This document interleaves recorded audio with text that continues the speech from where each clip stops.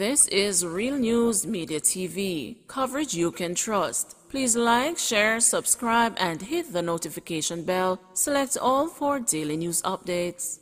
Good morning, my Real News Media TV family. Trust everyone is having a great morning. And in the news for today, November 3, 2022, St. Andrew man charged for cops murder at Wake. The police have charged 20-year-old Jermaine Hamilton, otherwise called Alex, for the murder of Constable Brian Martin on October 15. Hamilton, who is of a Maxfield Avenue, Kingston 13 address, has been charged with murder, 4 counts of wounding with intent, and illegal possession of firearm. The police say the 21-year-old constable and other persons were at a wake on Ricketts Avenue in Maxfield Park when Hamilton and other men alighted from a motor car and opened gunfire at the group. When the shooting subsided, Martin and the 3 others were found with gunshot wounds. They were all taken to hospital, where Martin was pronounced dead and the others treated and released. Hamilton was apprehended on October 17 and was reportedly later pointed out in an identification parade and charged. The police say his co-accused, Kevin Ruddock, otherwise called Haji, was fatally shot during a confrontation with the police on October 28. British man accused of hotel rape offered bail. 29-year-old British national Dewey Games, who is facing rape charges in Hanover, was offered bail when he appeared in the Sandy Bay court on Wednesday. Games, who appeared before senior parish court judge Natisha Fairclough Hilton, was offered bail in the sum of $400,000 with one of 3 sureties, while his travel documents are to be held by the Hanover police. The accused is to report to the Montego Freeport police station in Montego Bay, St. James each Monday while on bail, and should return to court on December 6 for a continuation of the hearing.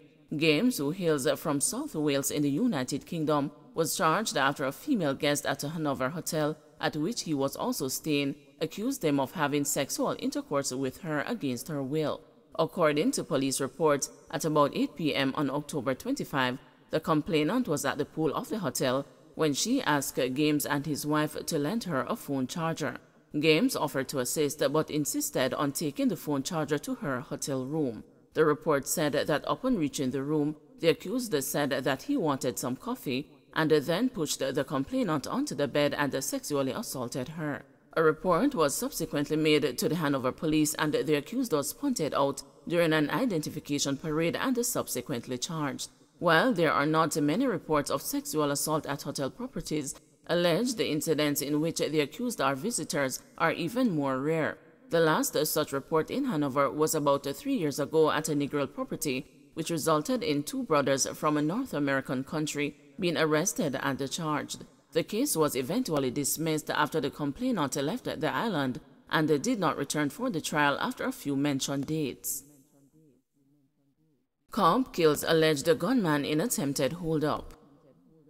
One of 2 gunmen who reportedly attempted to hold up a policeman in Greater Portmore, St. Catherine on Tuesday night was shot and later died in hospital. Shavan Smith, 27, a carpenter from Seaview Gardens, Kingston 11, was pronounced dead shortly after he was dropped off at the Kingston Public Hospital by unknown individuals believed to be his cronies. It was reported that about 10 p.m., the policeman was standing along the roadway in Gortuka waiting for a friend when Smith and another man walked up, brandished their guns and ordered him not to move. The policeman pulled his licensed firearm and discharged 6 rounds at both men, who ran to a white Toyota Probox motor car that was waiting nearby. Smith was transported to the KPH later in the night in a white Toyota Probox, suffering from gunshot wounds. He was admitted but succumbed to his injuries while undergoing treatment. On Wednesday morning, November 2, the policeman identified Smith as one of 2 men who accosted him in the night. The Independent Commission of Investigations is probing the incident. Brothers of suspected suicide soldier avoided depression talk because they were men. Both Mandela and Ezroy Willocks are struggling to come to terms with the death of their younger brother, 26-year-old soldier Anthony Willocks, who is suspected to have committed suicide in his community of Somerton, St. James last Saturday. According to Ezroy, the deceased Willocks began showing signs of depression after they lost their father 12 years ago. 4 years later, their mother's death added a tremendous burden to the then 16-year-old Willocks, who shared a deep love for his maternal figure. If you go on his Facebook page, you can see that he misses mother and father. Our father died in 2008 and our mother passed away in 2011. He took it really hard, Ezroy said on Wednesday when the news visited their family home in Somerton. Ezroy stated that after losing both their parents, he, along with Mandela, shared the responsibility of raising their younger brother, who had big dreams and ambitions. They told the news that the family was extremely proud when the St. James High School past student went on to enlist in the Jamaica Defense Force 4 years ago. We were really proud of him because our parents dropped out when he was young, and him really hold up his head. We did proud man. Him did make something of himself, so we did happy for him, said Ezroy. But the young soldier's day of grief and loss weren't behind him, as he still grappled with depression. Ezroy told the news that after the breakdown of his younger brother's relationship earlier this year, he noticed a change.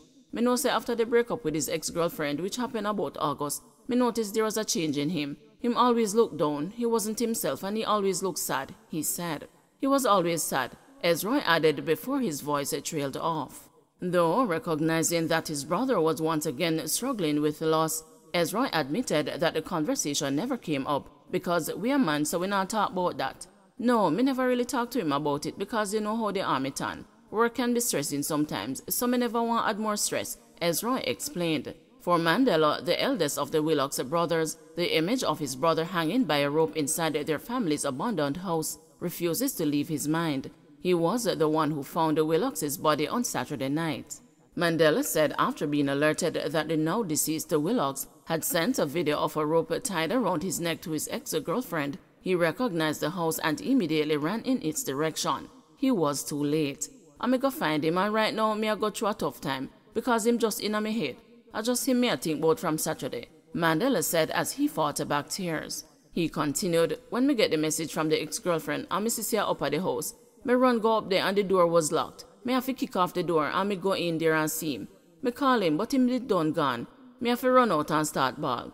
While reminiscing on their last interactions with the deceased soldier, both brothers noted that though they were aware of his emotional struggles, they did not expect him to commit suicide. When him came down on Thursday, me and him did a drive up and down and a reason about some house and other businesses.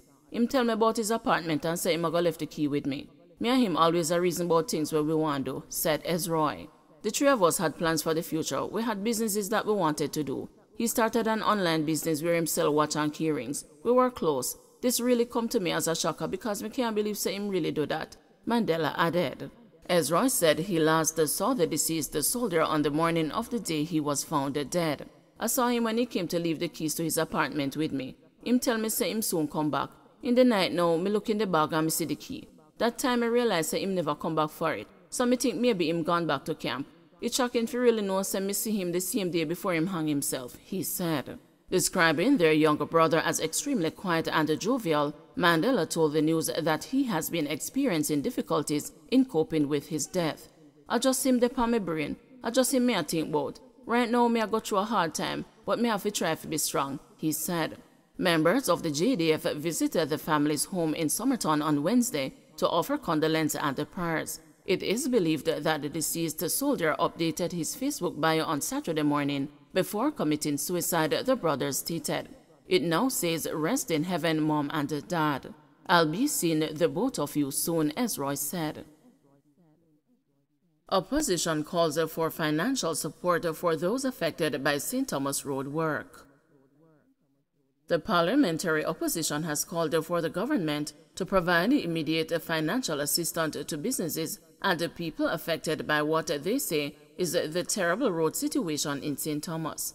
Speaking at a press conference in St. Thomas on Tuesday, the People's National Party's parish coordinator Philip Paulwell said the road rehabilitation component of the Southern Coastal Highway Improvement Project has been mismanaged. He said dust nuisance caused by the roadwork has negatively affected economic activity and the health of residents. COVID was devastating, but this is worse. The government found it fit and able to provide care packages and cash transfers to the people of Jamaica as a result of COVID. I believe the impact of this road situation in St. Thomas is worse than COVID. And so, as a start, we believe that there should be a similar consideration for the government who claims that it cares to provide assistance, immediate assistance, financial assistance to businesses and to those persons who have been affected by the devastating road situation.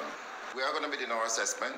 We will be doing surveys as to those businesses that have been affected, the costs they have borne, those persons who have been afflicted by negative health impact. We intend to do a wide-scale assessment across the parish to determine what are some of the damages that we can reasonably, on behalf of the people, claim for. And my law firm is prepared to provide free legal service as we pursue this avenue. Don't forget to like, share, subscribe, and hit the notification bell. Select all for daily news updates.